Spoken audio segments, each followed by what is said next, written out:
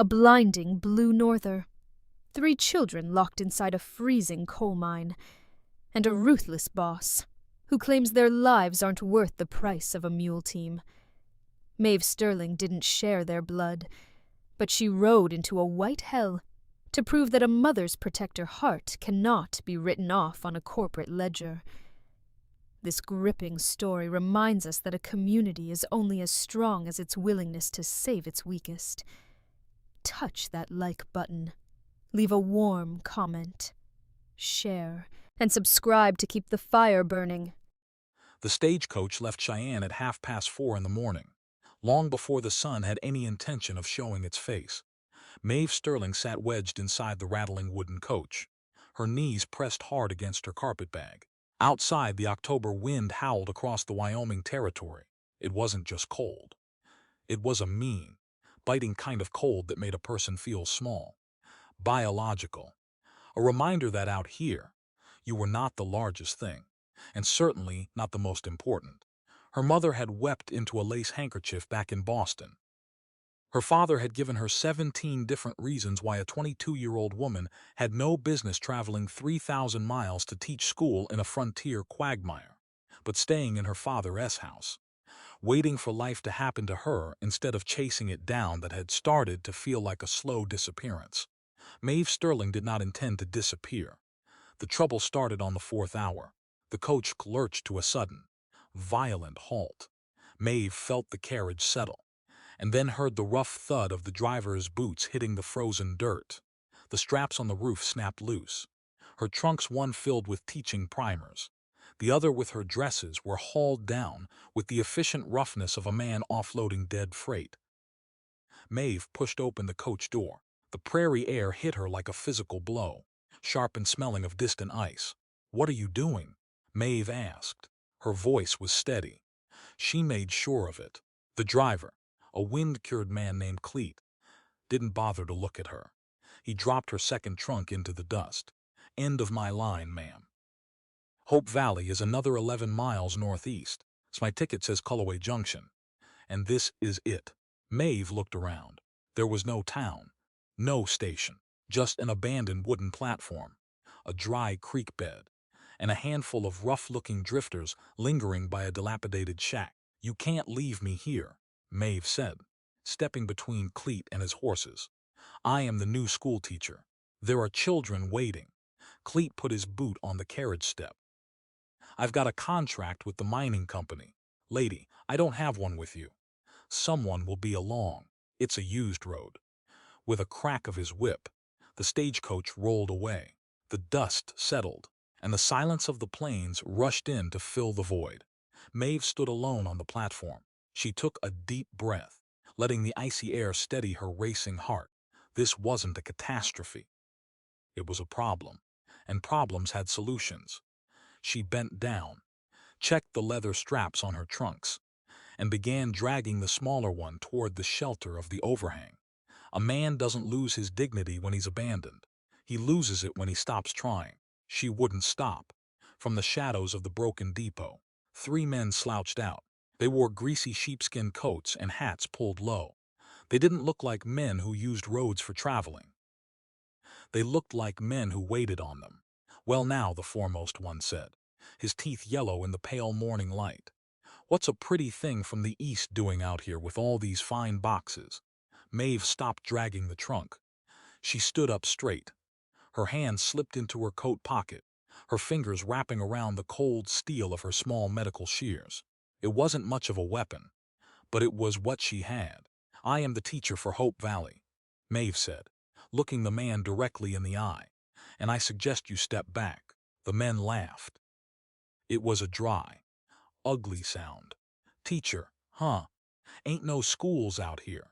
Lady, just us." He took a step closer, his eyes scanning her carpetbag. "Maybe we can help you find a place to stay warm." Maeve didn't flinch. She kept her chin level. Fear was a luxury she couldn't afford, and she refused to give them the satisfaction of seeing it. "Touch that bag," she whispered, her voice cutting through the wind, "and you'll find out exactly what they teach women in Boston." The leader sneered, his hand reaching out for her shoulder. I don't think you're in any position to the heavy, rhythmic thud of hoofbeats shattered the tension. It came from the ridge. A single rider, descending through the gray pre-dawn light like a shadow detached from the mountain. The horse was a massive, raw-boned buckskin, moving with a steady, tireless gait. The rider wore a long, dust-stained leather duster that flapped against his stirrups. A low-crowned hat shaded his face. But as he drew closer, Maeve caught the glint of a quiet Colt revolver resting on his hip. The three drifters froze. The rider pulled the reins, bringing the great horse to a stop right between Maeve and the men. He didn't dismount. He just sat there, towering over them, his hands resting casually on the saddle horn. He was a big man, broad-shouldered, with a jaw roughened by a week's worth of trail stubble and a faint, jagged scar running along his cheekbone. His gray-green eyes slided over the scene, assessing the damage before he even spoke. "Morning, boys," the cowboy said. His voice was a low, gravelly drawl. It wasn't angry. It was just final. The leader of the drifters swallowed hard, his hand dropping away from Maeve. "Vance," he muttered, stepping back a pace. "We didn't know this was your business." Jesse Vance looked down at Maeve's trunks, then at the carpet bag in her hand, and finally into her eyes. He didn't see fear. He saw a fierce, stubborn pride. Something shifted in his hardened face. A quiet nod, a recognition. "She's coming with me," Jesse said. He didn't ask. He didn't negotiate. The word claimed echoed across the desolate platform, not as an act of ownership, but as an iron wall thrown up between a vulnerable soul and the wolves of the frontier. The leader narrowed his eyes, trying to salvage his pride. "Come on, Vance." The stage driver left her. "She ain't got no business out here. Maybe we want a word with her first." Jesse didn't draw his gun. He didn't need to. He simply shifted his weight in the saddle, and the buckskin took a deliberate step forward, crowding the drifter back into the dirt. "A human soul doesn't carry a price tag, mister," Jesse said, his voice dropping an octave, cutting through the howling wind like ice. "And she isn't a piece of freight you can gamble over. Move along before my gun does the talking." The three men looked at Jesse's steady hand, then at the massive horse, and decided the depot was getting crowded. They turned and slouched back into the shadows of the shack without another word. Jesse turned his horse toward Maeve. He tipped his hat brim up, his gray-green eyes locking onto hers. "You're the new school teacher," he stated. "I am," Maeve said. Her legs were trembling now, the adrenaline beginning to fade, but she kept her back rigid. "Maeve Sterling, Jesse Vance," he replied. He swung his leg over the saddle and dropped to the ground with a soft thud. He walked over to her largest trunk, tested its weight with one hand, and hoisted it onto his shoulder without a single groan. "Hope Valley is 11 miles, Jesse said, walking toward a pack horse tied behind his mount. "The road's freezing over. We need to move." Maeve watched him secure her life's savings onto the pack animal. He worked with a quiet, practiced efficiency, never wasting a movement. "Mr. Vance," Maeve said, stepping forward, "I intend to pay you for your trouble, for the transit, for intervention." Jesse stopped tightening the leather straps. He turned and looked at her, his expression entirely neutral. "No," he said. "It wasn't unfriendly. It was just a fact. I don't accept charity," Maeve insisted, her Boston pride flaring up. "I came out here to earn my way." Jesse walked back to his horse, took the reins, and offered her his hand to help her mount the spare saddle. His grip was wide, warm and solid through his leather glove. "Out here, Miss Sterling, we don't call it charity," Jesse said softly, looking out over the vast, indifferent prairie. "We call it keeping each other alive. Out here, if you don't respect the person standing next to you, the country will swallow you whole. Now get up. The storm doesn't care about your pride." Maeve looked at his hand, then at the long, empty road stretching toward the horizon. Something inside her settled. She took his hand, stepped into the stirrup, and climbed up. The wagon wheels of her past had broken, but as Jesse Vance led the horses out into the open country, Maeve Sterling knew she hadn't been defeated. She had just begun. The trail to Hope Valley did not lay out a welcome mat. It was a narrow ribbon of frozen dirt, cut through the shale and the yellowed bunch grass. The horses kept a steady, unhurried walk. Jesse Vance rode in front, his broad back a wall of dark leather against the pale morning sky. Maeve followed on the buckskin mare. Every step of the horse sent a sharp reminder up her spine that she was a long way from the paved streets of Boston. The wind didn't blow out here. It hunted. It found the gap in her wool collar. It bit at her ears beneath her bonnet. For the first 3 miles, neither of them spoke a word. The only sound was the rhythmic creak of saddle leather, the iron shoes of the horses striking stone, and the low, constant whistle of the wind through the draws. It was the kind of silence that would make a city person nervous. In the city, silence meant something was wrong. Out here, Maeve was beginning to understand. Silence just meant the land was thinking. Jesse pulled his mount to a stop where the trail split around a gray, weather-beaten ridge. He didn't turn around in his saddle. He just tilted his head toward the eastern horizon. "Look yonder," Jesse said. His voice was low, gravelly, carried away almost instantly by the breeze. Maeve looked. The sky was turning from a bruised purple to a flat, cold silver, along the edge of the world. The clouds weren't fluffy or white. They were a heavy, solid slate gray.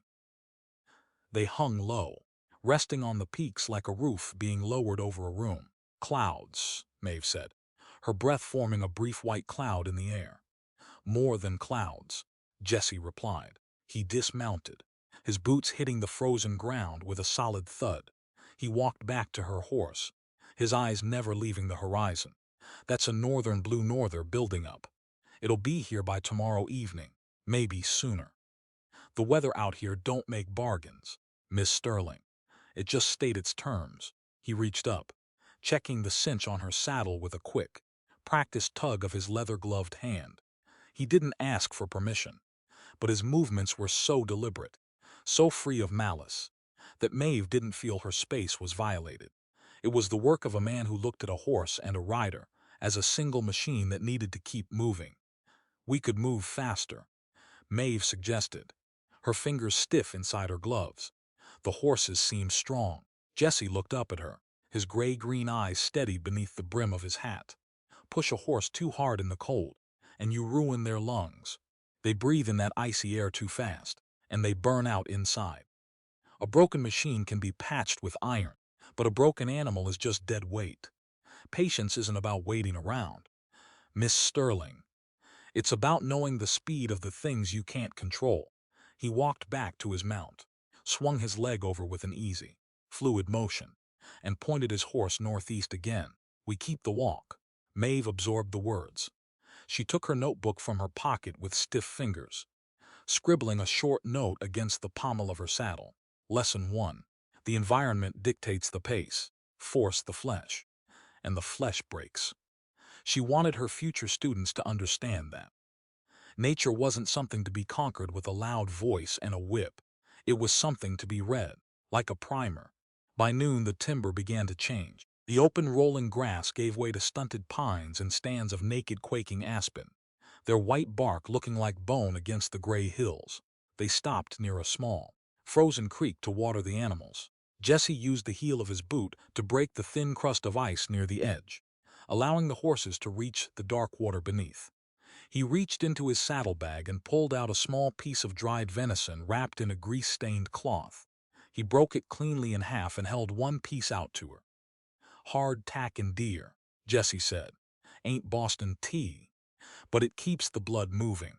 Maeve took it. It was tough, salty, and tasted mostly of wood smoke. But as she chewed, she felt the warmth return to her jaw. "Thank you, Mr. Vance. You handled yourself back at the depot," Jesse said, leaning his hip against a boulder, his eyes scanning the ridgeline above them. Most ladies from the east would have been screaming for the marshal before Cleet even dropped the trunks. "Screaming doesn't change the schedule of a stagecoach," Maeve said, taking a small sip from the tin canteen he handed her. "And it certainly doesn't frighten men who have decided you are an easy mark. My father told me I was stubborn." He meant it as an insult. I always took it as a tool. Jesse's jaw moved, the ghost of a smile touching the scar on his cheek. Stubbornness is a fine trait out here, long as it's pointed in the right direction. A stubborn mule will pull a wagon out of a mud hole. A stubborn fool will just sit in the hole until the winter freezes him solid.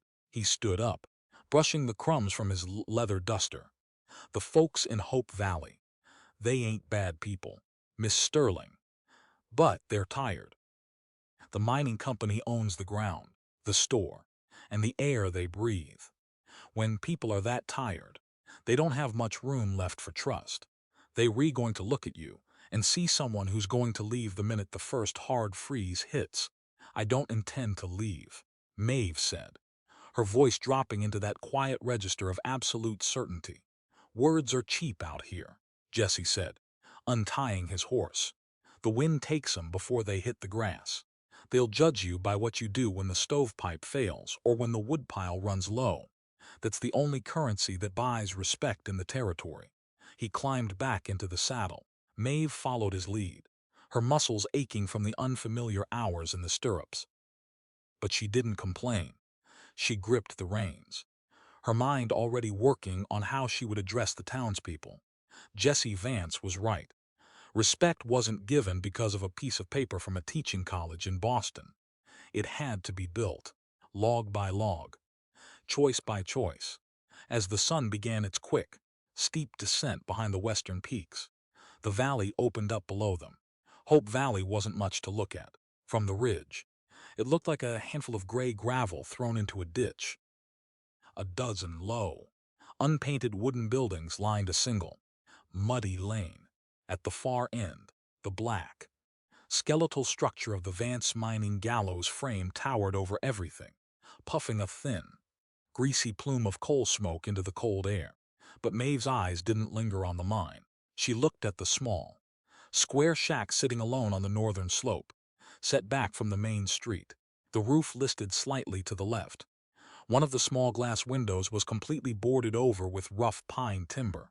The schoolhouse, Maeve whispered. That's it, Jesse said, his horse picking its way down the rocky trail.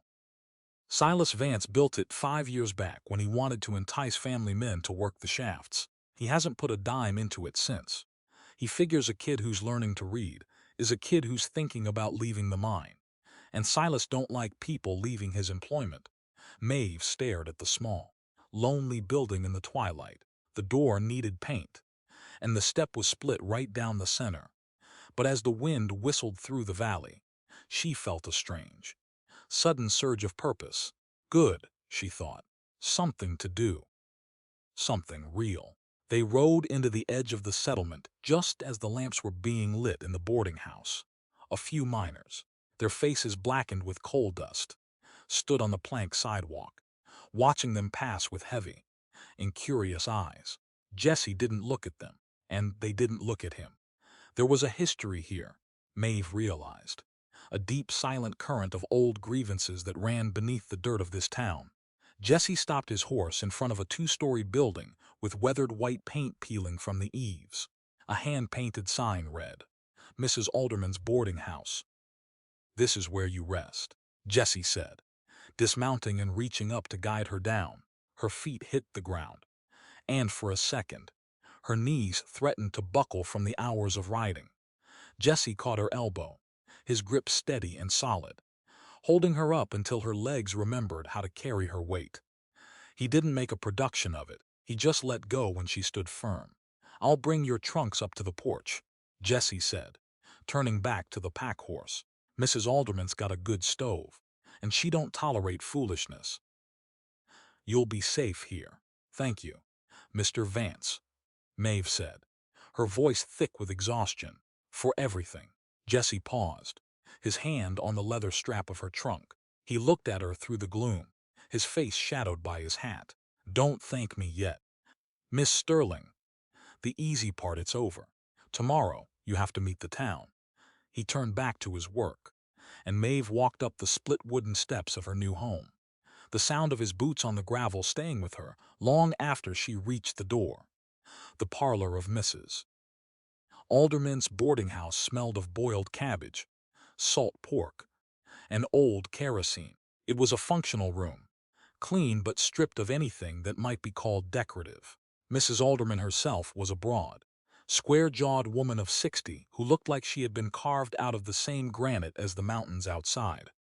She showed Maeve to a small room on the second floor with a single window facing the northern ridge. "Supper is at 6 sharp," Mrs. Alderman said, her voice like two bricks rubbing together. "No exceptions. If you're late, your plate goes to the hogs. I don't run a hotel, Miss Sterling. I run a respectable house for working men, and working men don't wait on Eastern ladies." "I won't be late," Maeve said, setting her carpetbag on the small iron bed. Mrs. Alderman lingered in the doorway, her hands tucked into her apron pockets. She looked at Maeve's neat brown hair, her sensible wool dress, and the small stack of books Jessie had carried up to the porch. "The last teacher we had stayed 3 months," Mrs. Alderman stated flatly. "She spent the first month crying because her fingers were cold, the second month trying to get the blacksmith to marry her, and the third month caught a freight wagon back to Laramie. The children in this town are going feral. Miss Sterling, the Dawson boys threw a live copperhead through the barber's window 3 weeks ago. Luckily, Mr. Peters screams at a frequency only dogs can hear, so he got out before it bit him." Maeve didn't smile, though she wanted to. She sat on the edge of the bed and unlaced her boots. "The Dawson boys will be in their seats at 8 o'clock Monday morning, Mrs. Alderman. And they won't be bringing any snakes." Mrs. Alderman grunted, a sound that might have been approval but was probably just gas. "We'll see. The frontier has a way of testing a person's mettle. Some folks are iron, and some folks are just tin plate with a shiny coat. The winter will tell which one you are." She closed the door behind her. Maeve lay back against the coarse straw mattress, listening to the wind rattle the single pane of glass in her window. Her left ankle was swollen from her tumble through the ice crust at the dry creek bed earlier that day, and her muscles throbbed with a dull, persistent ache. She was 3,000 miles from Boston, in a room that smelled of old fat, with 20-odd feral children waiting to see if they could break her. Good, she thought again, closing her eyes into the dark. Let them try. The next morning, the sky was the color of an old pewter mug. Maeve rose before dawn, dressed in her heaviest wool, and walked the quarter-mile through the muddy lane to the schoolhouse. She carried her small notebook, a box of chalk, and a determination that was beginning to feel like a physical weight in her chest. The schoolhouse interior was worse than she had registered from the ridge. The floorboards were rough-sawn pine, with gaps between them wide enough to see the frozen dirt beneath. The benches were arranged in 2 uneven rows, split down the middle. In the center of the room sat a small, popleyed cast-iron stove. The stovepipe extended up toward the ceiling, but at the joint 2 feet below the roof. It listed at an angle that suggested it was held together by nothing but baling wire and prayer. Maeve walked the perimeter, her boots clicking against the wood. She measured the room 22 feet by 18.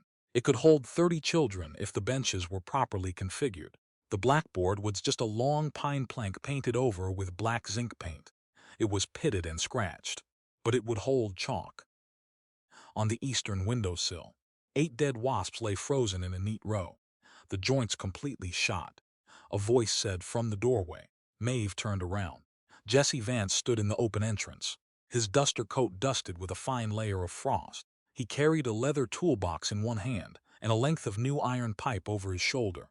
"Mr. Vance," Maeve said, her hands coming together in front of her. "I didn't expect to see you today. Harlan Webb over at the smithy told me you were up here," Jesse said, walking into the room without removing his hat. He set the toolbox on the teacher's desk with a heavy clatter. "He said he did the baling wire fix back in June. Told Silas it wouldn't hold past the first hard wind of October. Silas told him to mind his own fires." Jesse walked to the stove, reached up, and shook the pipe gently. A shower of black soot fell onto the iron top of the stove. "If you light a fire in this thing with the wind blowing from the north, the draft will push the smoke right back down into the room. You'll choke the kids out in 10 minutes, or you'll burn the roof off. Either way, it ain't much of a lesson. He pulled a pair of iron snips from his box and began cutting away the rusted baling wire. Maeve watched him work. He didn't move fast, but every motion was clean, functional, and precise. He didn't complain about Silas, and he didn't complain about the cold. He just fixed what was broken because it was in front of him. "Why are you doing this, Mr. Vance?" Maeve asked quietly. "Silas is your family. The town council hasn't authorized any funds for maintenance. The budget is exactly $40 for the year." Jesse paused, his snips resting against the old iron pipe. He turned his head slightly, his gray-green eyes catching the pale light from the window. "Silas Vance is my uncle by blood, Miss Sterling. But blood don't buy a man's honor," Jesse said, his voice flat and even. "He looks at this valley and sees a checkbook. I look at it and see the people who have to dig his coal. My mother was a school teacher back in Missouri before she married into the Vance family. She used to say that an uneducated child is a child forever chained to another man's dark tunnel. She didn't have much, but she had her books. She taught me that if you see a hole in a roof, you fix it, not for the man who owns the house, but for the people who have to sleep under it." He gave the snips a hard twist, and the last of the baling wire snapped with a sharp ping.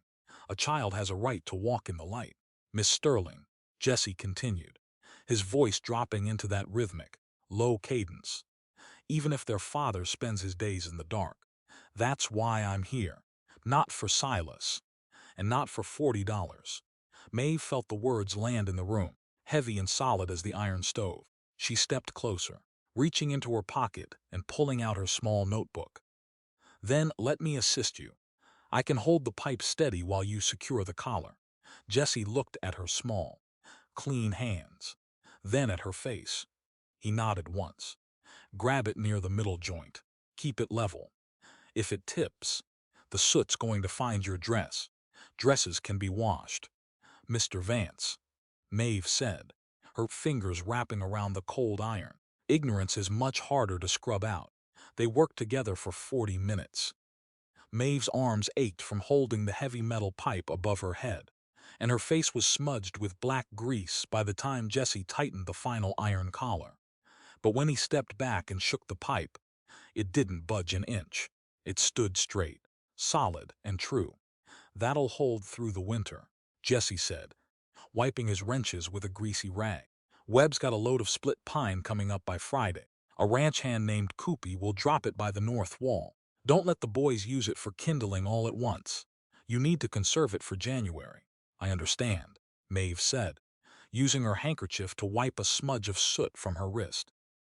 "Thank you, Mr. Vance." Jesse picked up his toolbox and walked toward the door. He stopped at the threshold, looking back at the rearranged benches and the clean blackboard. "You've got 22 slates on the ledger, Miss Sterling," Jesse said. "The Garrett boys, Tom and James, they'll be the ones to watch. Their pa Silas Garrett don't believe in books. He tells the boys that reading is for people who can't do real work. Tom's 13, big for his age, and cocksure as a rooster. He'll try to see what you're made of on Monday morning." Maeve walked over to her desk, picking up a fresh piece of white chalk, in clear, elegant script. She wrote her name on the pitted board, "Miss Sterling." "Then Tom Garrett and I will have our first lesson on Monday, Mr. Vance," Maeve said, turning to face him. "And I suspect we'll both learn something before the noon hour." Jesse looked at the name on the board, then at her. That almost amusement returned to his gray-green eyes, softening the harsh line of his scarred cheek. He nodded once, slow and deliberate. "I reckon you will, Miss Sterling," Jesse said. "I reckon you will." He stepped out into the muddy lane, his heavy boots fading into the gray morning, leaving Maeve alone in the classroom that was finally beginning to feel like hers. The wood stove worked exactly as Jesse Vance had promised. On Monday morning, the pine logs caught with a clean, roaring hunger, sending a steady column of white smoke straight out into the freezing Wyoming air.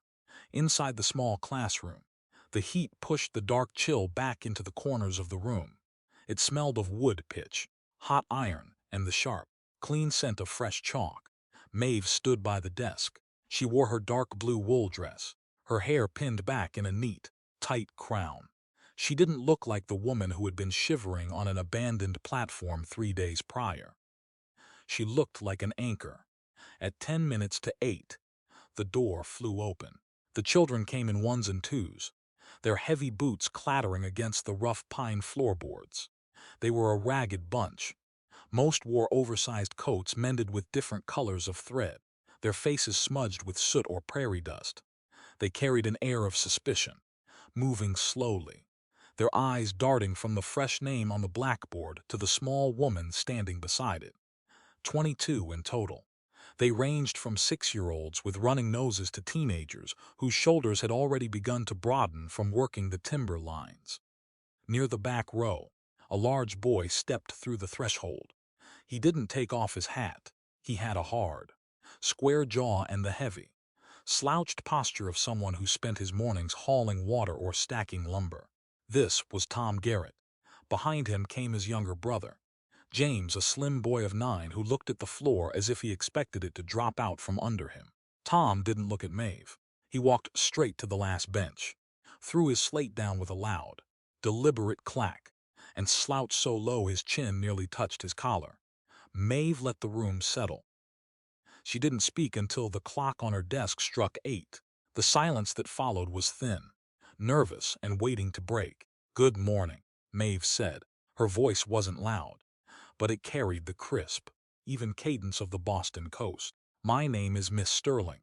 I came here from the East to teach you how to read, how to cipher, and how to understand the world beyond this valley. Some of you are here because you want to be. Some of you are here because your mothers made you. That does not matter. Today everyone starts equal." A quiet snicker came from the back row. Tom Garrett leaned back, his arms crossed tight over his chest. "My pa says reading is for people who can't do real work," he said, his voice a mocking imitation of an adult's growl. "Says it's just a waste of a good day's labor. We don't need no Eastern talk out here." The other children went dead silent. A few of the younger ones looked back at Tom, then at Maeve, waiting for the explosion. Maeve didn't explode.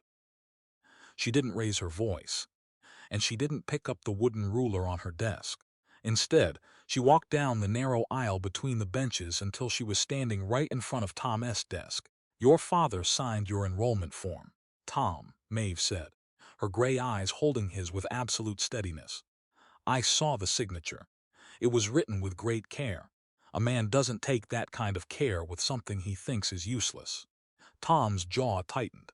His gaze flicked down, just for a second. "He didn't write it," he muttered, his cocksure attitude slipping into something defensive.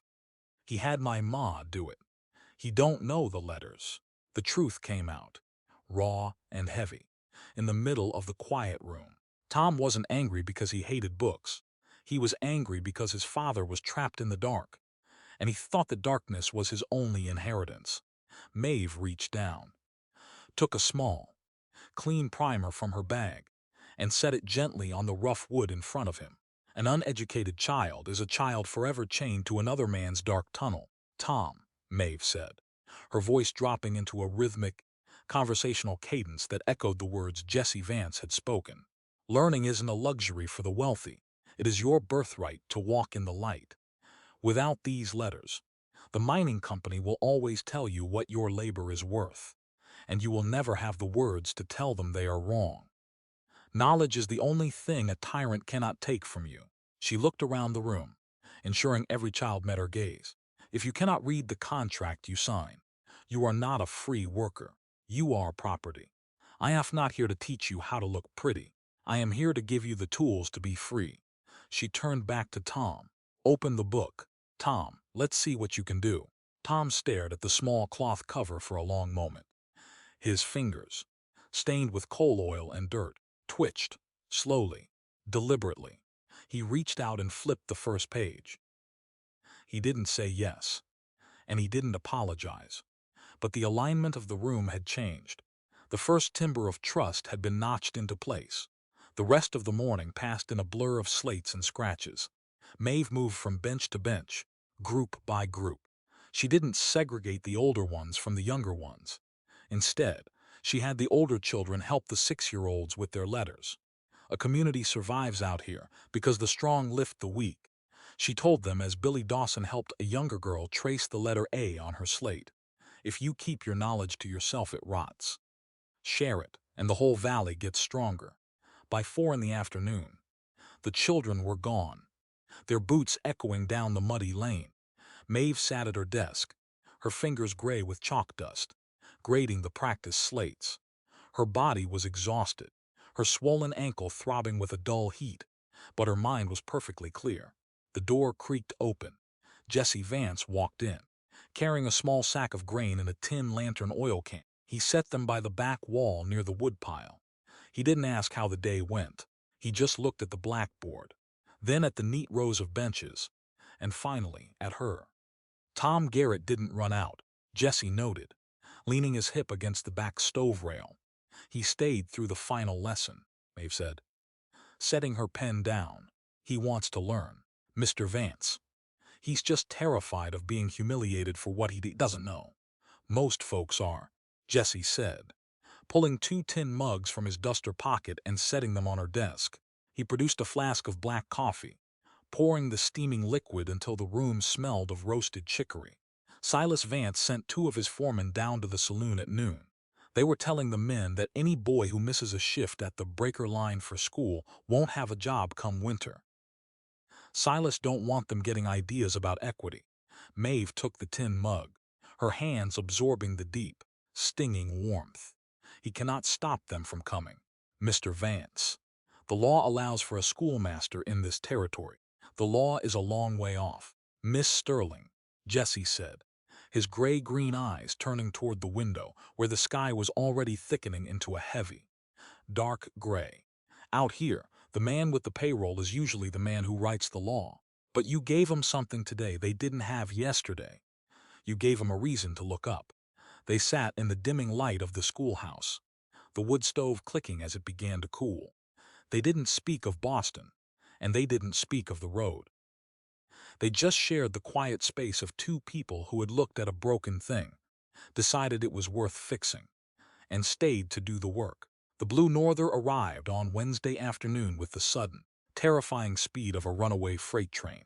By noon, the sun had vanished behind a wall of slate-colored fog that smelled of wet iron.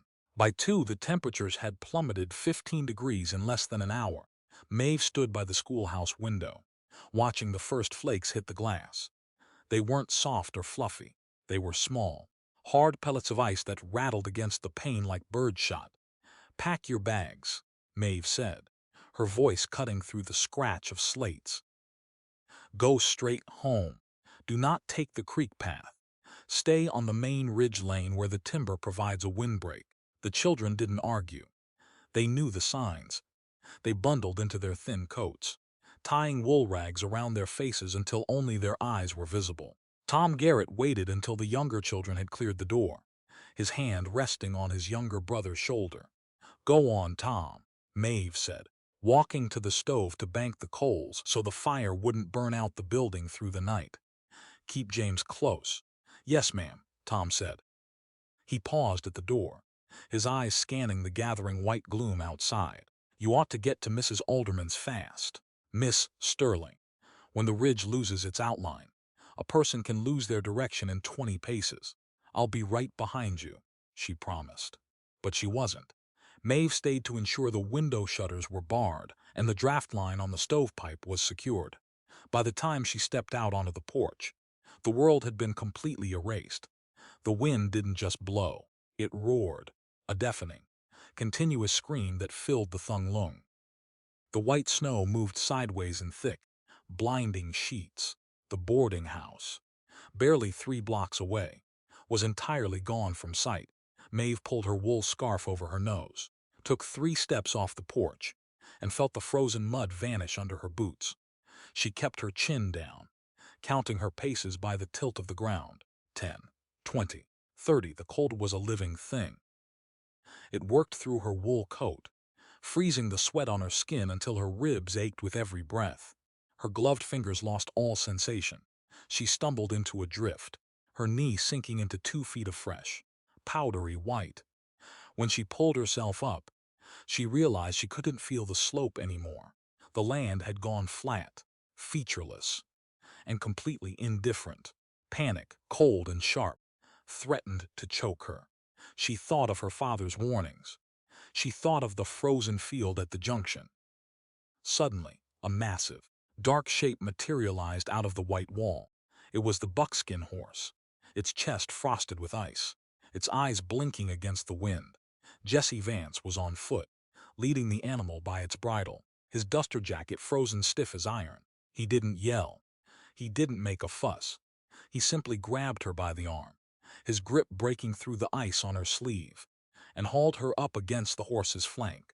"Keep your hand on the stirrup leather," Jesse shouted over the roar of the wind. "Don't let go." The horse nosed the lane. Maeve gripped the frozen leather, her feet moving automatically through the drifts. They moved through the storm like a single, three-headed creature man, horse and woman for 5 long, agonizing minutes until the solid wooden wall of Mrs. Alderman's porch blocked the wind. Jesse pushed her through the door. The heat of the parlor hit her like a physical blow, making her dizzy. Mrs. Alderman was already there, throwing dry blankets over her shoulders and forcing a hot mug of tea into her stiff fingers. "Silas Vance is down at the mine office," Jesse said, his face white with frostbite where his scarf had slipped. He didn't take off his coat. He stood by the door, his eyes dark with an anger Maeve hadn't seen in him before. "The shift boss said 3 of the breaker boys didn't show up at their cabins. Silas had them working a secret line in the deep shaft to clear a rock fall before the freeze. He locked the outer doors to keep the draft from freezing the water pumps." Maeve sat up, the blanket slipping from her shoulders. "He abandoned them.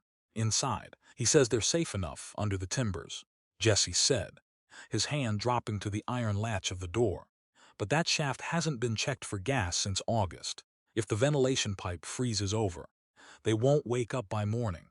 Silas won't risk his teams in this wind to go open the doors. He says 3 boys aren't worth the price of a good team of mules." The sheer, brutal calculation of it made the warm room feel like ice. This wasn't just a storm anymore. It was the frontier's oldest conflict, the weight of a man's pocket versus the value of a human life. "Who are the boys?" "Jesse," Maeve asked, using his first name without even thinking. Jesse looked at her through the lamplight, the scar on his cheekbone white and rigid. "The Garrett brothers, Tom and James, and one of the Fitch kids." Maeve stood up.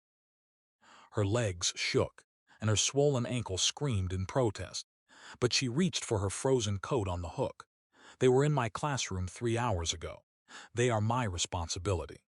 Mr. Vance, if we allow a man to treat children like coal to be burned for profit, then we have no right to call ourselves human."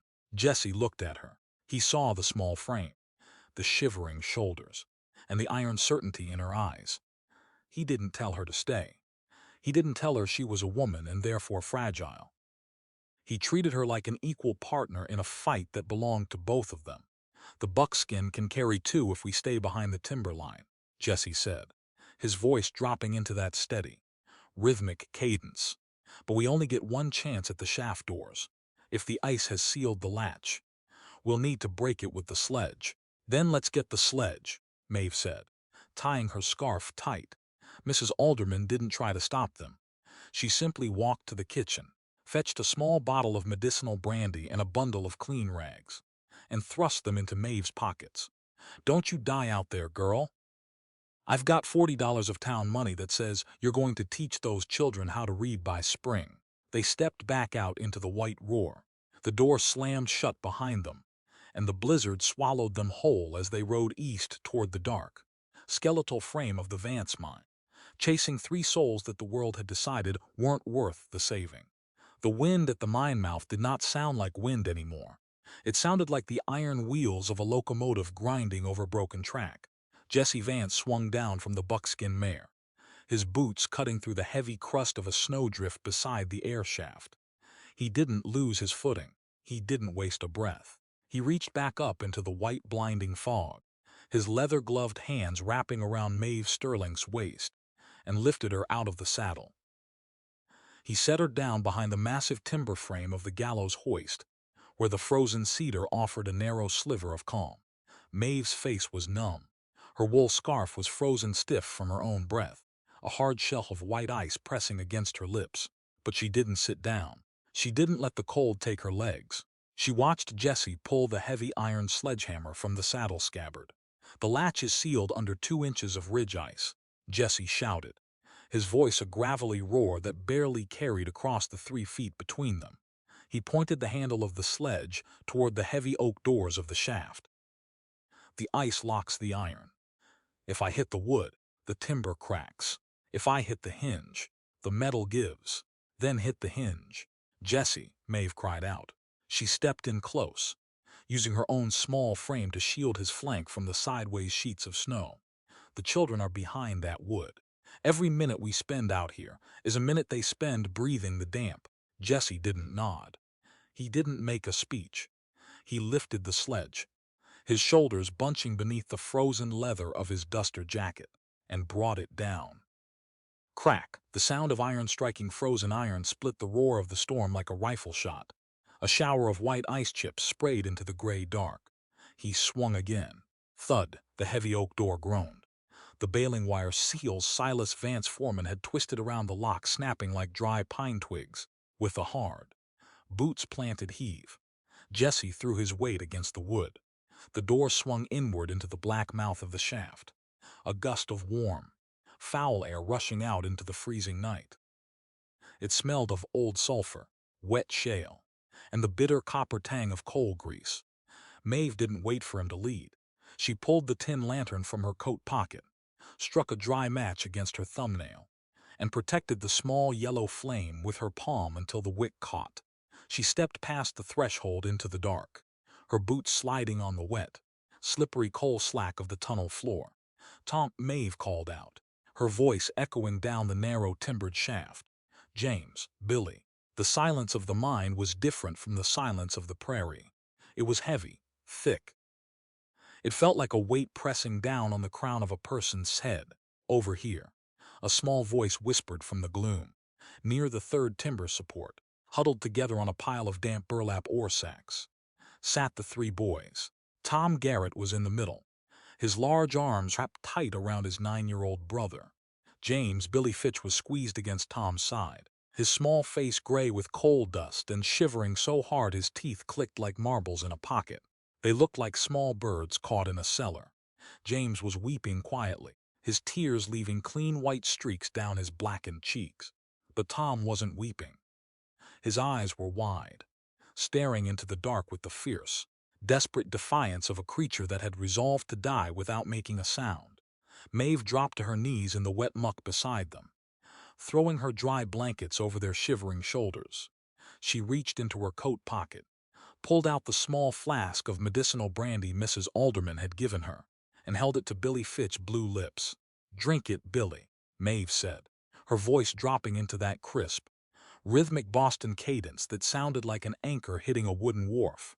"Small sips. It's as bitter, but it warms the blood. You are not forgotten. Your teacher is here." Tom Garrett looked up at her, his jaw rigid. He looked past her at Jesse Vance, who stood by the broken door, his hand resting on the iron sledge, his gray-green eyes scanning the roof timbers for any sign of a cave-in. "My paw didn't come," Tom muttered, his voice a dry, cracked whisper. He didn't say it with anger. He said it with the heavy, terrible certainty of a boy who had finally learned the true measure of his world. The shift boss told him the mules would freeze if they turned the teams out. Paw stayed with the stock. Jesse walked over, his heavy duster trailing wet snow onto the coal slack. He didn't look down at Tom with pity. He looked at him with the level, unblinking respect of one man assessing another who had stood his ground in a hard place. "Your father is a man who knows the value of $1, Tom," Jesse said, his gravelly voice echoing softly against the low rock ceiling. "But $1 don't know how to look a man in the eye. $1 don't have a soul. Your teacher came 11 miles through a blue norther because she knows that a child's life isn't something a company can write off on a ledger. She knows that a human being carries a value that can't be measured in tons of coal or head of cattle." Jesse knelt down, his large, scarred hand resting on Tom's shoulder, his grip steady and warm through the boy's thin flannel shirt. "You held your brother close. Tom, you kept him warm. You kept him alive. That's real work. That's the kind of labor that buys a man his dignity. Don't you ever let any man tell you that your life matters less than the coal under your boots. Tom looked from Jessie to Maeve. He saw the black grease smudged across her cheek, the frostbite whitening the tips of her ears, and the small cloth primer still tucked securely into her coat pocket. Something inside the boy broke. The hard, cocksure defiance melted out of his face, and he buried his head into the wool of her blanket, his shoulders shaking with the deep, silent sobs of a child who had finally been found. "We can't ride the ridge back to town," Jessie said, standing up and checking the oil lamp's wick. "The wind's shifting east. It'll drift the lane 8 feet deep by midnight. There's a line rider's cabin a quarter-mile north through the draw. It's got 3 walls and an iron stove. We rest there until the sun shows." Maeve pulled James to his feet, her own swollen ankle groaning under her weight. But she didn't let her pace falter. "Then, lead the way, Mr. Vance. We have 3 students who need to be in their seats by Monday morning, and I don't intend to let Silas Vance shorten my roster." They moved out of the black shaft into the white fury of the draw. Jessie carried Billy Fitch under one arm like a bundle of grain, his other hand guiding the buckskin mare. Tom Garrett walked beside Maeve, his hand wrapped tight around his brother's wrist, his face turned into the wind. They moved slowly, step by step through the powder, but they didn't lose the track. The line rider's cabin was small, rough, and smelled of old pack rats and dry cedar, but the iron stove was there. Within 20 minutes, Jessie has a fire going with the dry wood stored beneath the bunk, the small iron box throwing a red, comforting glow across the log walls. Maeve sat on the edge of the wooden bunk, her boots off, her feet wrapped in dry rags she had cut from her own petticoat. She held a tin cup of hot snow-water between her palms, watching the 3 boys sleep under the heavy wool blankets. Tom was still holding James' hand, even in his sleep, his fingers locked tight around his brother's small wrist. Jessie sat by the stove, his wrenches spread out on his knee, cleaning the rust from the threads with a piece of emery cloth. He worked in that comfortable, practiced silence that Maeve had come to recognize as his natural state. "You're a stubborn woman, Miss Sterling," Jessie said without looking up from his work. "I am an educator, Mr. Vance," Maeve replied, her voice soft in the warm cabin light. "An educator must believe that the future is worth the price of the present. If I allowed Silas Vance to dictate who gets to learn and who gets to die in his shafts, then my teaching would be nothing but a lie. I would be training them to be slaves, not free men." Jessie stopped his wrench, his gray-green eyes fixing on her face with that genuine, unblinking attention that made her feel entirely seen. "My mother would have liked you, Maeve. She had that same look in her eye when the school board told her she couldn't have funds for slate pencils. She went and dug black shale out of the creek bed and shaped the pencils herself with a hunting knife. She told them that a mind that wants to grow will find its own stone." Maeve smiled, the warmth of the cabin finally reaching her bones. "She sounds like she was a very fine teacher, Jessie." "She was," Jessie said, turning back to his wrench. "She stayed until the end. And I reckon you will, too." They sat in the quiet cabin, the storm raging outside like a frustrated beast against the heavy cedar logs. But inside, the fire did its work, and the silence between them was no longer the silence of strangers on a road. It was the silence of 2 people who had looked into the dark, found what mattered, and decided to keep it safe. The snow stopped on Friday morning, leaving Hope Valley under a blanket of white so thick and brilliant it made a person's eyes ache to look at it. The town emerged from the drift slowly, like a creature digging itself out of a burrow. But the peace of the morning didn't last past noon. Maeve stood on the plank sidewalk outside Mrs. Alderman's boarding house, her coat buttoned tight against the crisp, still air. Her ankle was still tender, but she could walk without a limp now. She watched a group of 4 men ride down the main street from the direction of the mine office. At the front rode Silas Vance. He was a small, compact man with a face like a dried apple and eyes that looked like 2 black beads pressed into lard. He wore a heavy beaverskin coat and rode a sleek black stallion that didn't have a speck of trail dust on its flanks. Behind him rode his shift boss, a brute named Henderson, and two hired guards with Winchester rifles slung across their saddles. They pulled their horses to a stop right in front of the schoolhouse path, where Maeve was standing. "Miss Sterling," Silas Vance said, his voice high, sharp and full of the casual authority of a man who owned the dirt beneath his horse's hooves. He didn't take off his hat. "I believe you have some property of the Vance Mining Company in your boarding house." Maeve didn't step back. She walked down the wooden steps until she was standing at the edge of the mud lane, her head tilted up to look into his small, dark eyes. "I have 3 students resting in their beds." "Mr. Vance," Maeve said, her voice clear and cool as the mountain air. "They are recovering from exposure. An exposure caused by a man who locked them inside a dark shaft during a blue norther because he valued his water pumps more than their lives."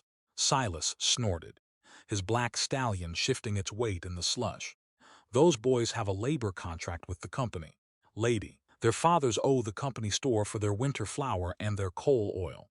Every shift those kids miss is a shift that gets added to their father's debt ledger. I didn't hire you to come out here from Boston and tell my workers how to run their households." He leaned forward over his saddle horn, his eyes narrowing until they were nothing but slits. "You've been telling the men down at the saloon that they have a right to withhold their children's labor for schooling. You've been putting ideas about equity and rights into heads that are meant for nothing but hauling coal. That's incitement, Miss Sterling, and I don't tolerate incitement in my valley." "It isn't your valley, Mr. Vance," Maeve said, her hand slipping into her coat pocket, her fingers wrapping around her notebook. "It belongs to the people who live here. The law of this territory states that every child between the ages of 6 and 16 has a right to 8 months of instruction. You cannot contract away a child's right to be a human being. You cannot sell their future to pay for their father's flour." Henderson, the shift boss, laughed, a low, ugly rumble. "The law's in Cheyenne. School, ma'am. Silas is here. We've got a wagon coming through at 3 o'clock to take your trunks back to Callaway Junction. Your employment with Hope Valley is finished." The 2 guards shifted their Winchesters, the click of the iron levers loud in the quiet street. Maeve didn't run. She didn't call for the marshal. She stood her ground, a single woman in a blue wool dress facing 4 men on horseback with rifles. "If you move my trunks, Mr. Vance," Maeve said, her voice dropping into that quiet, rhythmic register that made the guards look away, "you will have to move them over my body. And I suspect that even the territorial governor in Cheyenne will have some questions if a school teacher is murdered on the main street of Hope Valley for the crime of teaching children how to read. He won't have to move them alone." "Silas," a voice growled from the corner of the blacksmith shop. Jesse Vance walked out into the lane. He didn't have his horse, and he didn't have his sledgehammer. He just wore his long leather duster, his hands tucked into his pockets, his quiet Colt revolver resting on his hip in its worn scabbard. He walked with that slow, tireless gait, stepping into the mud right beside Maeve. "Jesse," Silas said, his face darkening with a sudden, vicious anger, "I told you 5 years ago to stay on your ranch and mind your horses. This school belongs to the company. The teacher's salary comes out of the municipal fund, and I control the fund. The fund belongs to the taxpayers." "Silas," Jesse said, his gray-green eyes locking onto his uncle's face with a cold, unblinking hatred. "The people who dig your coal pay the tax. They want a teacher, and they want this one. They'll want what I tell them to want," Silas shouted, his hand dropping toward his beaver-skin coat pocket. "Henderson, get those trunks out of the boarding house." Henderson made a move to dismount, his boot reaching for the stirrup. The door of the blacksmith shop flew open with a loud bang. Harlan Webb, the blacksmith, walked out into the street. He was a massive man with arms like oak logs, and he carried a 4-foot iron tire lever over his shoulder. "Leave the lady's things be, Henderson," Webb said, his voice a deep, vibrating bass that shook the ice from the eaves. "My nephew's in that schoolhouse. He learned 3 letters on Monday.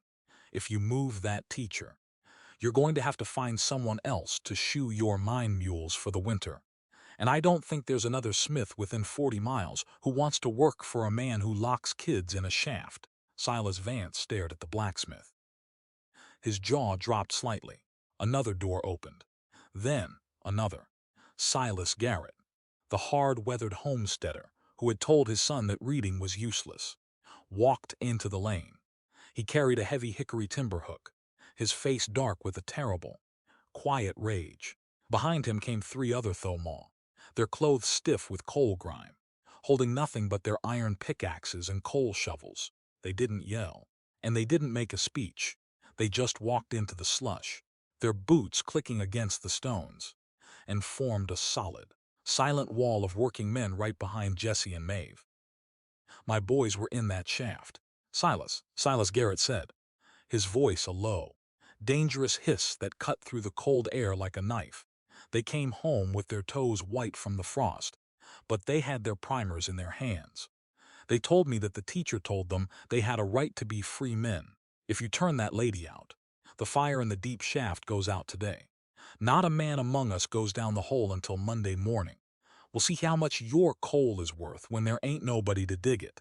Silas Vance looked at the wall of faces. He looked at Jesse, whose hand had remained perfectly still inside his pocket.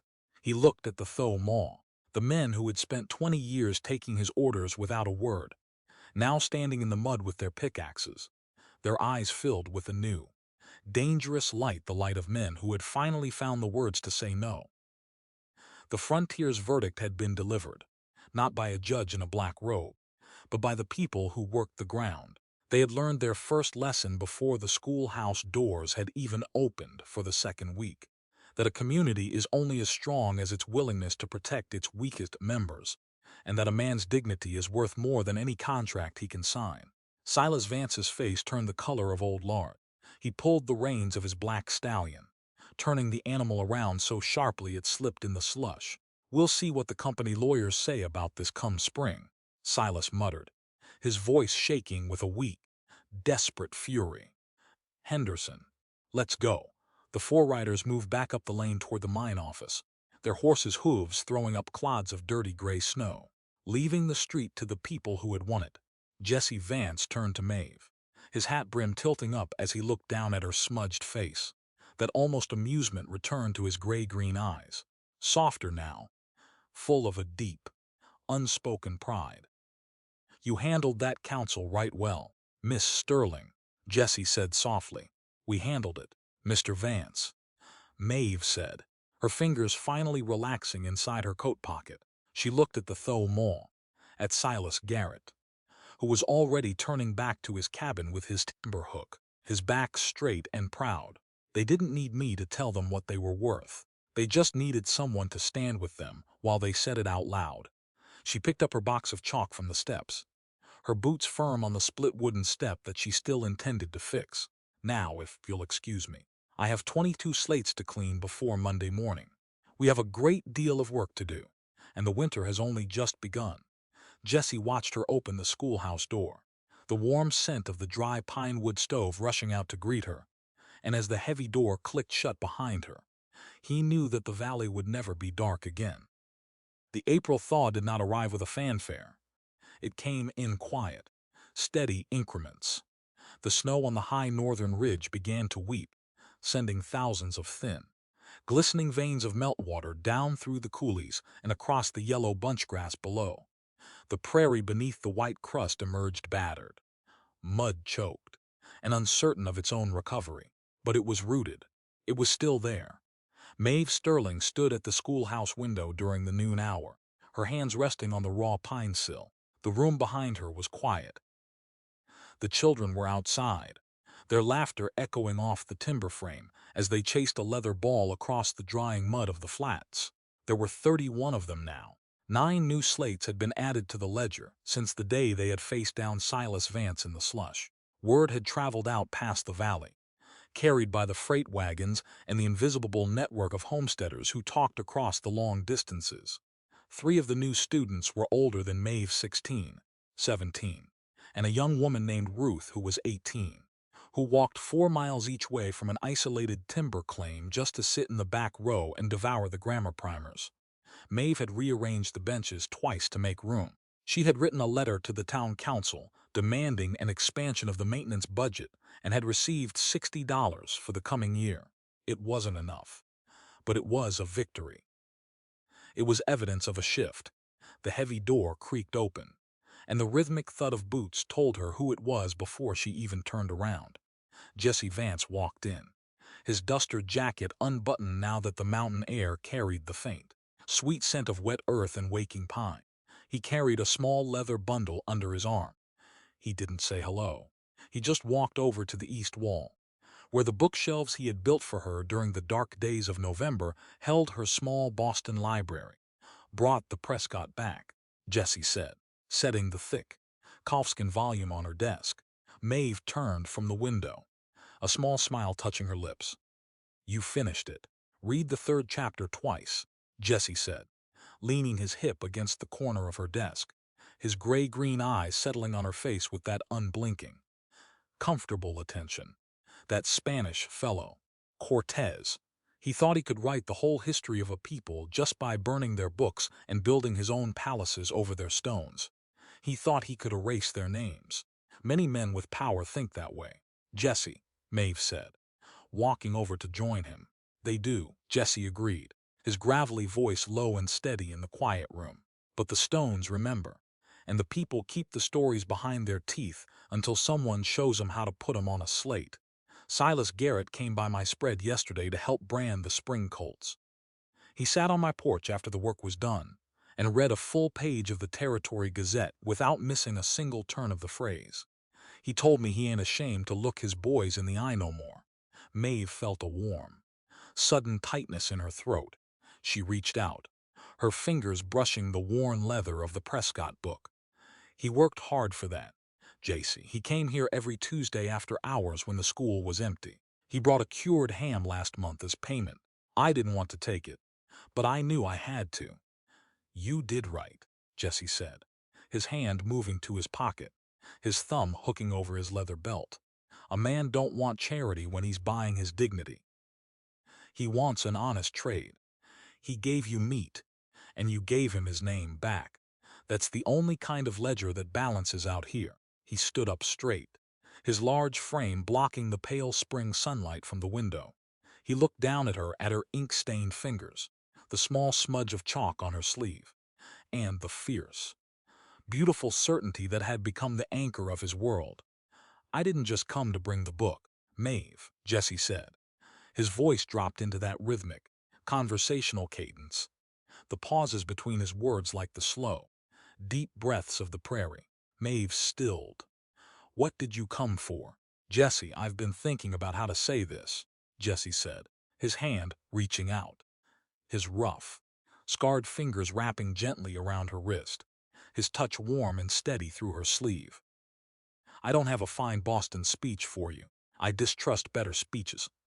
They're like gilder's paint on a rotten timber. He paused, his gray-green eyes locking onto hers, holding her gaze with a vulnerability that cost him something to show. But he didn't look away. I'm not asking you to stop teaching, Maeve, Jesse said softly. I'm not asking you to be less than what you are, or to fold your work into my spread, or to give up the things you came 3,000 miles to find. I know why you're here. I watched you build this place log by log for 5 months, and I know what it means to you and to these children. He took a slow breath, his grip on her wrist tightening just fractionally, a silent anchor in the quiet room. I'm asking if there's room inside that purpose for a future that includes me. 5 miles out on the creek, but 5 miles ain't far when the weather's good, and the roads will be better when the territory grows. I'm not offering you an easy life. This country isn't easy, and you know that better than most. Maeve looked up at his lined face, at the jagged scar on his cheekbone, at the man who had never once lied to her, never once treated her like a fragile cheese to be protected from her own choices. What are you offering, Jesse?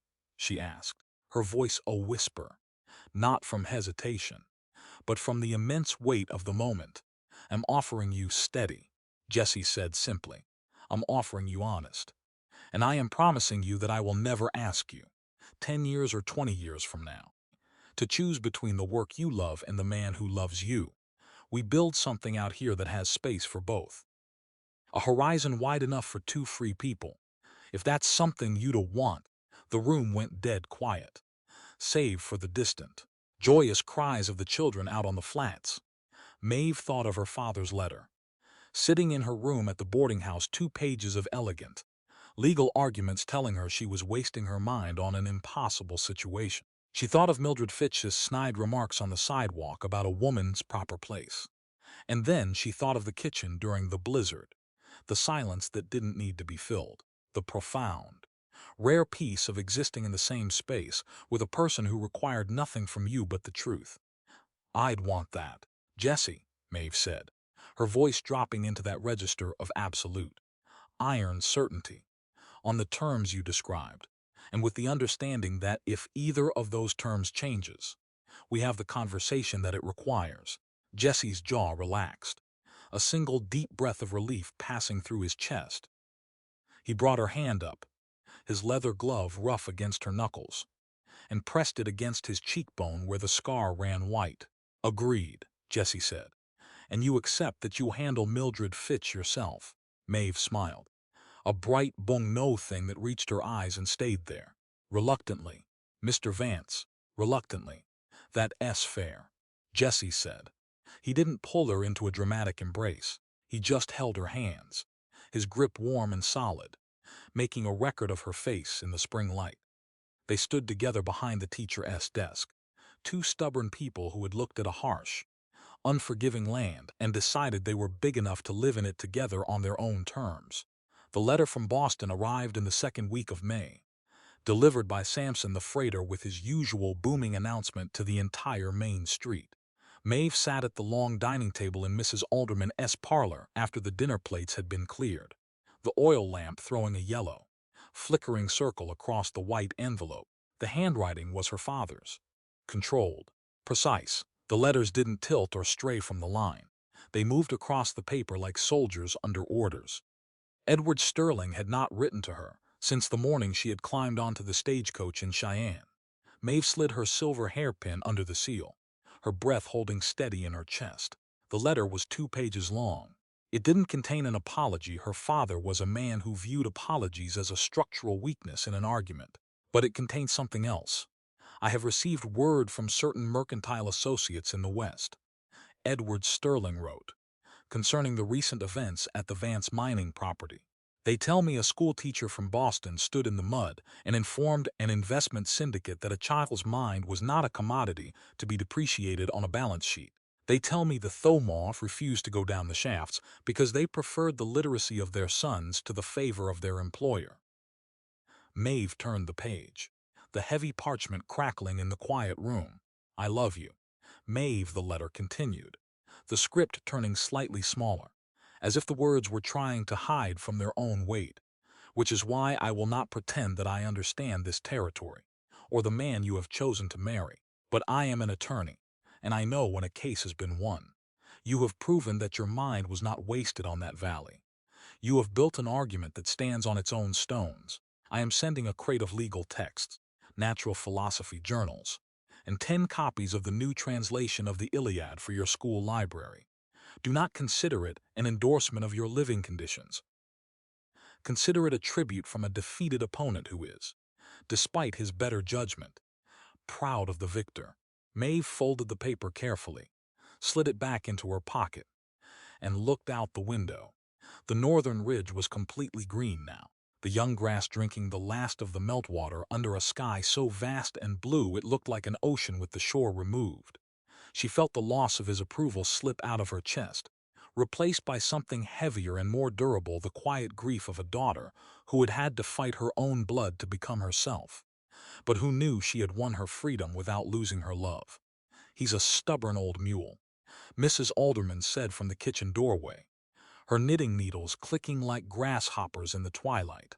But he knows the difference between iron and tin plate. He knows you're iron. Girl, we're both iron, Mrs. Alderman, Maeve said, standing up and reaching for her shawl. That's why we spent 20 years breaking each other's edges. She walked down the steps into the cool spring evening, her boots light on the lane. She walked past the general store, where Mr. Fitch was stacking flour sacks on the porch, his 3 daughters helping him without their usual complaints. Nora, the oldest girl, saw Maeve and gave her a small, secret wave from behind a barrel of salt pork. Nora had completed her first geometry primer that morning, her slate covered in neat, perfect triangles that proved the world could be measured and understood. Jesse was waiting for her at the gate of the schoolyard. He was leaning against the split cedar post, his hat brim level, his horse tied to the rail behind him. He didn't ask about the letter. He just watched her walk up the path, his gray-green eyes taking in the lightness of her step. "Samson said you had mail from the coast," Jesse said, his gravelly voice a familiar, grounding comfort in the gathering dusk. "I did," Maeve said, coming to stand beside him, her shoulder brushing the leather of his duster jacket. "My father sent his regards. And 10 copies of Homer for the back shelf." Jesse nodded once, slow and deliberate. He right back the same way he talked. "He told me I won the argument." "Jesse," Maeve said, looking up at his scarred cheekbone. "He told me he was proud of the victor." Jesse reached down, his large hand wrapping around hers where it rested on the cedar post. He didn't squeeze it hard, but the warmth of his fingers went straight through her glove, deep into her bones. "He ain't the only one, Maeve," Jesse whispered. "He ain't the only one." They stood together in the twilight of Hope Valley, the mountains looming magnificent, dark and completely indifferent behind them. The schoolhouse at the end of the track stood straight and solid, its windows clear, its stovepipe straight, its door waiting for the paint that would come with June. It was a small thing, a handful of weathered boards in a vast, empty territory. But it held 31 souls who were learning how to be free, and it held the future of a land that was finally beginning to know its own name. Maeve leaned her head against Jesse's shoulder, her eyes fixed on that single, stubborn star rising low on the western horizon. She had come to this hard place frightened, determined, and carrying nothing but books and a pocketful of uncertain promises. But as the night rushed in to fill the thunglong, she knew she had found something that would outlast the winter, outlast the mine, and outlast the text on any slate. She had found a home, and she was glad of it. 10 years in the Wyoming Territory will change the shape of a person's hands. Maeve Vance sat on the wide pine porch of the ranch house, 5 miles east of Hope Valley, watching the evening light die across the high northern ridge. Her fingers, once soft and ink-stained from the parlors of Boston, were different now. They were chapped by the wind, calloused from the leather reins of her mare, Frances, and seasoned by a decade of Tretvoux windows against the October freeze. But they were steady. They didn't tremble when the mountain storms rattled the cedar shakes of her roof. The territory had grown up around them, unevenly, with the sudden surges and quiet retreats that characterize all wild places. Hope Valley was no longer just a collection of gray gravel buildings in a ditch. It had 400 soul now, a proper county charter, and a main street with real plank sidewalks that ran all the way past the livery stable to the schoolhouse gate. The small wooden shack with the listing stovepipe was gone. In its place stood a 2-room academy built of squared logs, with real glass windows that caught the morning sun and a covered porch where the children stacked their wood slates on rainy days. There were 43 children on the ledger now, and Maeve didn't teach them alone. She had an assistant, a young woman named Helen, barely 20, who had come out from Nebraska with her brother Sass family and possessed a rare, patient gift for showing the 6-year-olds how to shape their letters without losing her mind in the process. And then there was Ruth, the 18-year-old girl who had walked 4 miles each way from the timber claim, had not stopped with the grammar primers. She had consumed everything Maeve had to offer, gone off to the teaching college in Laramie on a letter of recommendation Maeve spent 3 nights drafting, and had come back 2 years later with a certificate of her own. Ruth didn't just teach the children.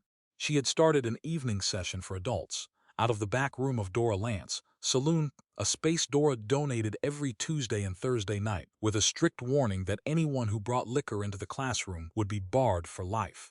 There were 23 adults attending those evening classes now. Silas Garrett was always the first to arrive, his 60-year-old hands turning his hat with that same quiet deliberation.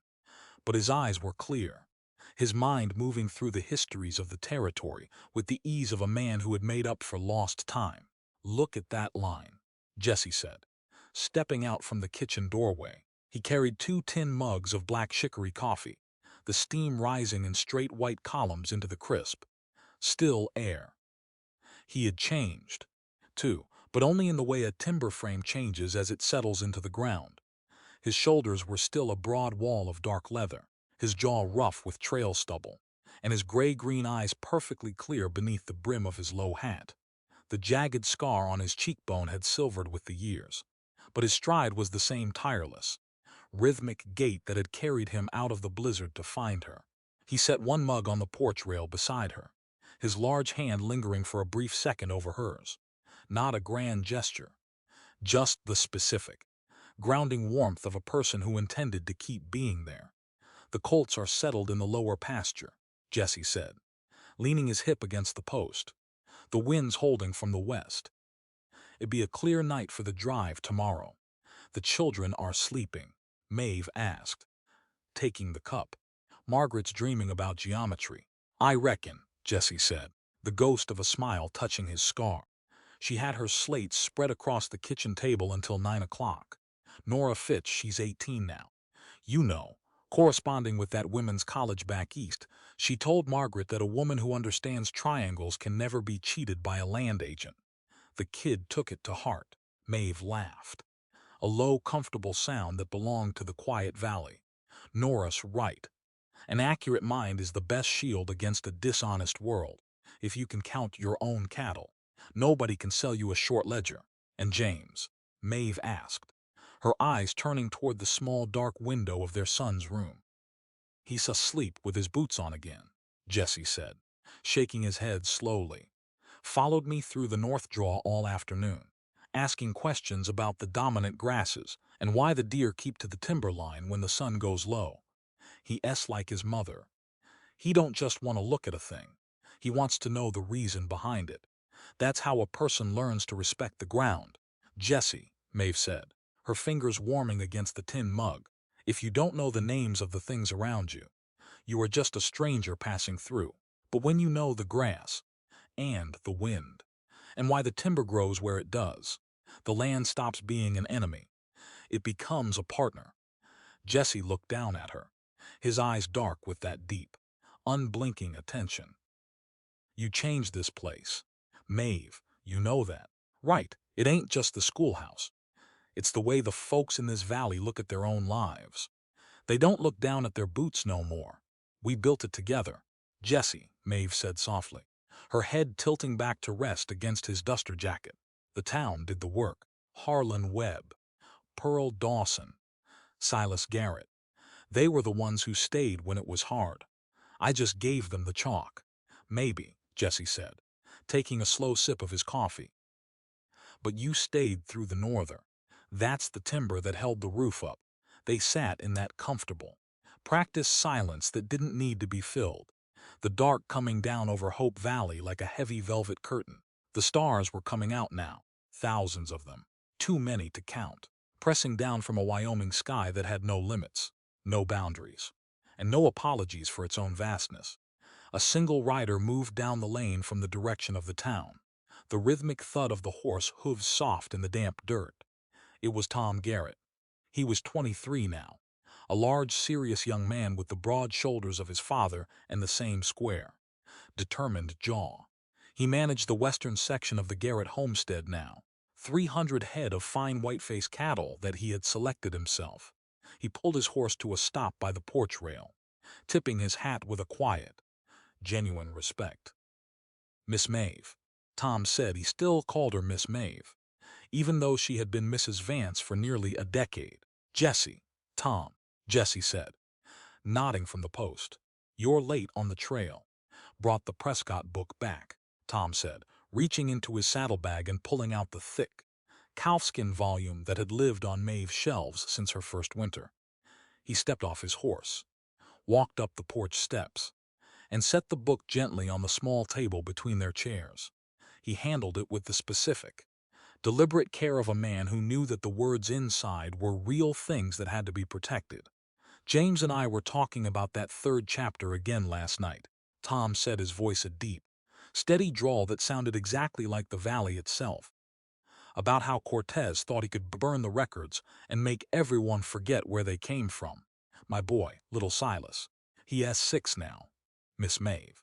He read the first 3 pages of the primer this morning without any help from his mother. He told me he's going to be a lawman in Cheyenne when he grows up. Tom looked at Maeve, his gray eyes catching the yellow lamplight from the kitchen window. He can think about Cheyenne because of this school, ma'am, because you didn't let Silas Vance close the doors when the weather turned mean, my father told me today. He said his grandchildren will never have to sign a deed with an X because of what you built here. He said that matters more than any beef we send east on the rail. Maeve stood up, her hand resting on Thomas' forearm. The young man didn't look away, and he didn't cross his arms in that old posture of defensive pride. He stood tall, straight and completely free. Your father is right, Tom, Maeve said, her voice dropping into that rhythmic, clear cadence that had once cut through the roar of a blue norther. A man's labor buys him his bread, but his education buys him his freedom. When a community understands that, they can never be enslaved by a company or a payroll.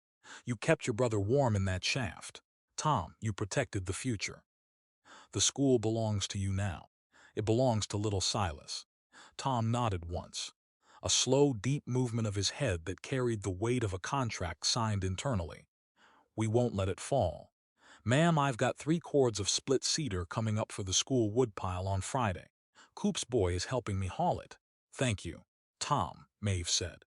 He tipped his hat again, walked back to his horse, and swung into the saddle with an easy, fluid motion that spoke of a life lived at full extension in the open country. He rode out into the dark, the sound of his horse hooves fading into the long grass of the draw until the silence of the prairie rushed back in to claim the night. Jesse walked over, his hand settling over hers where it rested on the porch rail. They looked out toward the northern ridge, where the silhouette of the mountains stood dark and permanent against the stars. He always brings it back, Jesse said softly, looking at the Prescott book on the table. Tom always brings it back. That's what the work looks like from the far side. Jesse, Maeve said, her head leaning back against his chest. It isn't the moment in the classroom. It's the person years later who still carries the light. The frightened girl who sat in the frozen field at Callaway Junction. She hasn't disappeared. She is still watching that star on the horizon. But she isn't alone anymore. She's been joined over 15 years by everyone else. She turned around, her hands wrapping around the leather lapels of his duster jacket, looking up into his scarred, handsome face, by the woman who tret vua her own windows in October cold, by the teacher who stood in front of a territorial board in Cheyenne and told 9 men from the East how a frontier school actually works until they stopped talking and listened, by the wife who argues about the fence lines on the north pasture because she has opinions she refuses to keep behind her teeth. Jesse's gray-green eyes crinkled at the corners, that full, rare amusement finally breaking through his controlled features. He reached up, his thumb brushing a stray brown hair from her temple with a gentleness that was his true nature. And the mother who goes back to school on Monday morning, because the children come whether she is ready or not, Jesse whispered. All of them the same person. Jesse, Maeve said, her lips touching the scar on his cheek. None of them finished. That's probably the right way to end up. I reckon it is, Jesse said. He blew out the tin lantern on the porch, the small yellow flame vanishing into the blue night. The wind moved around the eaves of the ranch house, a long clean whistle that carried no malice, no threat, just the immense, honest presence of a country that didn't need to perform itself. Maeve turned the iron key in the door, the solid cedar clicking into place as they walked inside together, the house warm with the scent of pine wood and old books.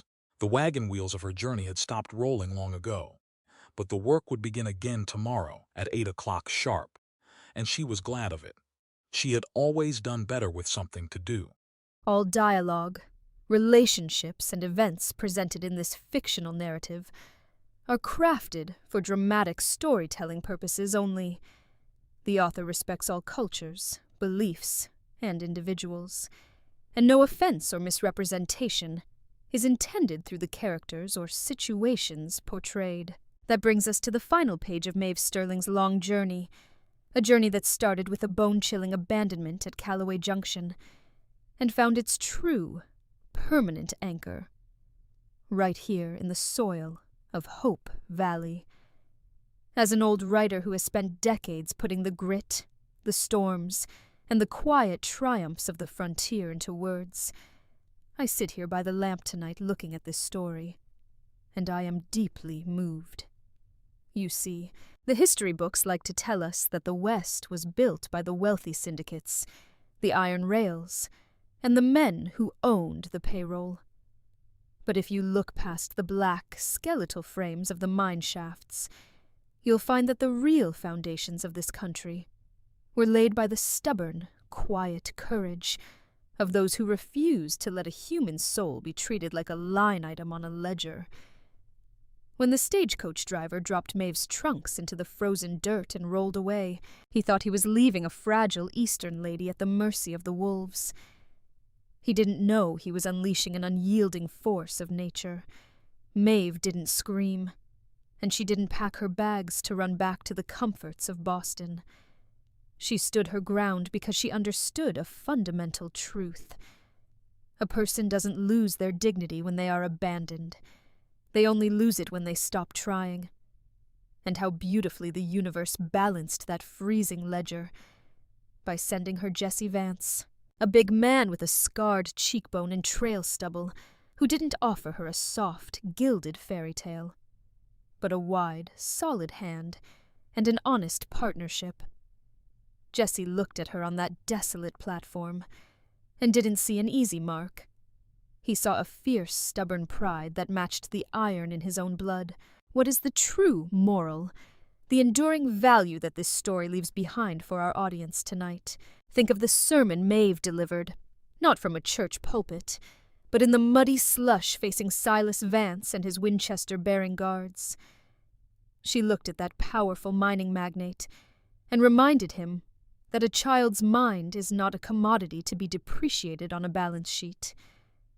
When she crawled into that frozen, gas-choked shaft during the terrifying Blue Norther of 1886 to pull out Tom and James Garrett, she proved that an educator's true work isn't just about reading from a primer. It's about keeping the vulnerable alive. She taught this valley that if you cannot read the contract you sign, you are not a free worker. You are property. And look how that seed of truth took root. It transformed Silas Garrett from a hardened homesteader who scoffed at books into a proud grandfather whose lineage will never have to sign a deed with an X again. It turned young Tom Garrett from an angry, defensive boy, waiting for a blow, into a tall, free, and prosperous cattleman who handles a calfskin volume of history with the most reverent care. My friends, whether we are looking out at the endless Wyoming horizon of the 1880s, or navigating the complicated, fast-moving terrain of our modern lives, Maeve and Jesse leave us with a profound truth about love and devotion. True love, the kind that outlasts the winter and outlives the storm, is not about demanding someone to be less than who they are. It's what Jesse offered Maeve under that pale spring sunlight, a commitment that is steady, honest, and promises a horizon wide enough for two free people to stand side by side as absolute equals. Maeve came to the frontier carrying nothing but books and a pocketful of uncertain promises. 10 years later, her hands were chapped by the wind and calloused by the rains, but her soul was completely whole. She didn't disappear into her father's house. She carved her name into the memory of the stones. So the next time the winds of hardship howl sideways, and the world tries to measure your worth in dollars, cents, or tons of coal, remember the two-room academy in Hope Valley. Keep your back rigid. Stand with the weak. Give them the chalk to write their own stories, and never, ever let fear make you small. Until our trails cross again down the road, may your hearth fire burn hot, your word remain a sacred covenant, and your mind stay forever free. Good night, friends.